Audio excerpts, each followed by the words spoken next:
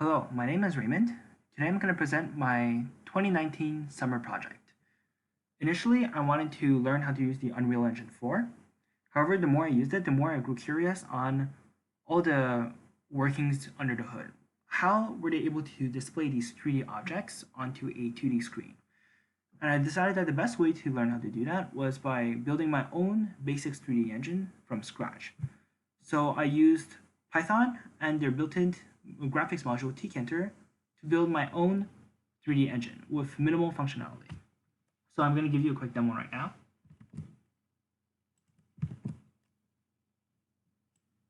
So the first function that my engine supports is the ability to move the camera around using the WASD keys. So I can move left, right, forward, backward. I can also move up and down using the E and Q keys. I can also rotate my camera by holding down the right mouse button and dragging it around. I can also press the K key to rotate my meshes in place.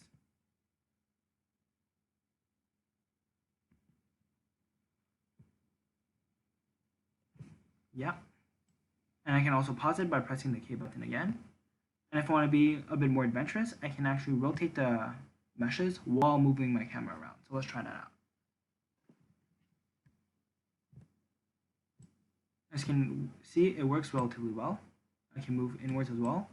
Of course, issues arise if I move into the mesh itself, because then, yeah, you're not supposed to do that with 3D engines. So to kind of explain how it all works under the hood, I have my main file where it's really just the animation loops.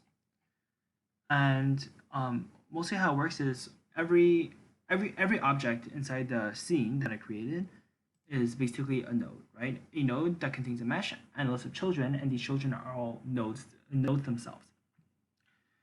The meshes are basically just a list of coordinates and also a list of polygons that the display module then uses to draw on top of a bitmap. So the display module takes these 3D coordinates and just projects them onto a 2D screen in front of the camera, which is called the bitmap, and then draws it out from there. It also uses W-index sorting to know which polygons to draw first and which polygons to draw last, to make sure that the objects that are in front appear in front of the objects that are more backwards in the scene. And finally, I also used some culling to improve the efficiency so that we really only draw the objects that need to be drawn in the scene.